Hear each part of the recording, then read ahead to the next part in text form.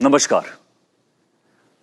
आज हम वक्त में थोड़ा पीछे चलते हैं, साल 2001-2002 के आसपास। तब मध्य प्रदेश एक बीमारू राज्य माना जाता था। चारों तरफ आतंक और खौफ था। मध्य प्रदेश की उत्तरी इलाकों में डकैतों का, तो वहीं पूर्वी इलाकों में नक्सलवाद का था। तब नक्सली एक सिटिंग मंत्री की गर्दन तक काट ले गए थे। उज्जैन, इंदौर, राजगढ़, खंडवा सहित कई जिले सिमी के गढ़ बनते जा रहे थे। सड़कें बदहाल थी। हफ्तों तक बिजली गायब रहती और आती भी तो सिर्फ 4 घंटे। इस दौर में 29 नवंबर 2005 को शिवराज सिंह चौहान ने मुख्यमंत्री पद की शपथ ली। मैं शिवराज सिंह चौहान ईश्वर की शपथ लेता हूं कि मैं विधि द्वारा स्थापित भारत के संविधान के प्रति सच्ची श्रद्धा और निष्ठा रखूंगा। शिवराज सिंह चौहान ने आते ही पहली मीटिंग में अपने इरादे साफ कर दिए। उन्होंने कानून व्यवस्था पर जोर दिया और पुलिस ने 1 साल में चंबल के डकैतों का सफाया कर दिया, नक्सलवाद खत्म किया, फिर सिमी के नेटवर्क को ध्वस्त कर दिया। उस समय मध्य प्रदेश में बेटियों को बोझ समझा जाता था। इसके लिए उन्होंने लाडली लक्ष्मी योजना बनाई, बेटियों की स्कूली शिक्षा पर जोर दिया, बेटी बचाओ बेटी पढ़ाओ का नारा दिया, सड़कों का निर्माण शुरू करवाया और बीमारू से समृद्ध, विकसित और आत्मनिर्भर मध्य प्रदेश की ओर कदम बढ़ाया। 1,25,00,000 लाडली बहनों को मिलते हैं रुपए 1,000। फिर बढ़ाकर हर महीने देने जा रही है सरकार रुपए 3,000। 46 लाख बेटियां जन्म से लखपति बनी। साथ में शिक्षा गांव, शहर, देश और विदेश में बिल्कुल फ्री। कन्यादान के लिए 55,000। पुलिस की नौकरी में 30%, टीचर भर्ती और स्थानीय निकाय चुनावों में महिलाओं को 50% आरक्षण, बुढ़ापे में पेंशन और तीर्थ दर्शन। तभी तो मध्य प्रदेश में बेटियां बनी वरदान। तब बीमारूपन मध्य प्रदेश की पहचान थी।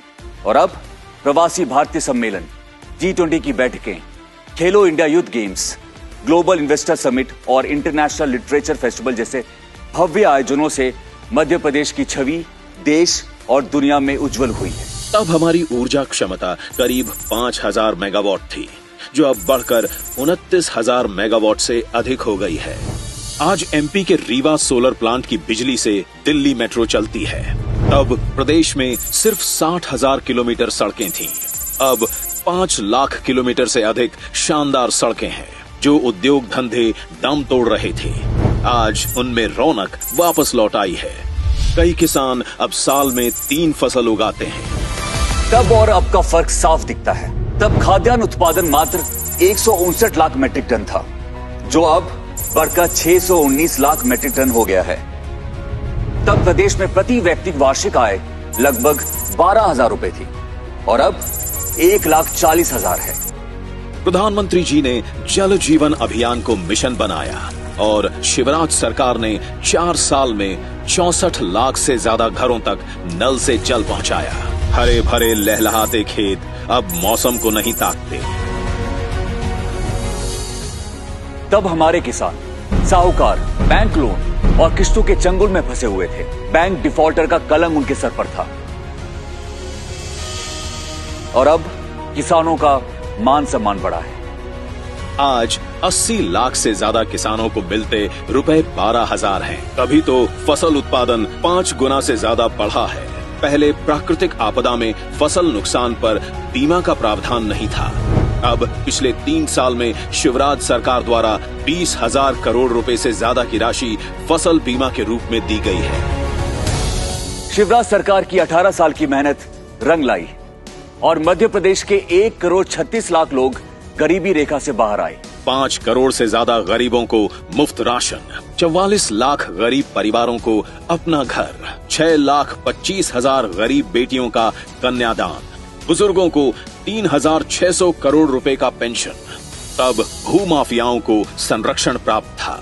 अब अवैध निर्माण करने वालों पर लगातार चल रहे हैं बुलडोजर और वहां गरीबों के लिए सुराज कॉलोनी की योजना बनाई जा रही है।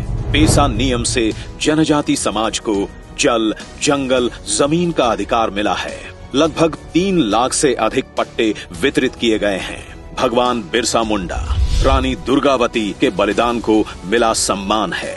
हबीबगंज रेलवे स्टेशन अब रानी कमलापति का और पाताल पानी स्टेशन जननायक टंट्या भील का गौरवगान करता है। बैगा, सहरिया, भारिया परिवार की महिलाओं को पौष्टिक आहार के लिए हर साल 300 करोड़ रुपए देती है सरकार। सीखो कमाओ योजना, लाडली बहना योजना। पिछली सरकार में छात्रों के लिए बंद हुई लैपटॉप योजना दोबारा शुरू की। सीएम राइस स्कूल शुरू होने से क्वालिटी एजुकेशन का नया युग प्रारंभ हो रहा है।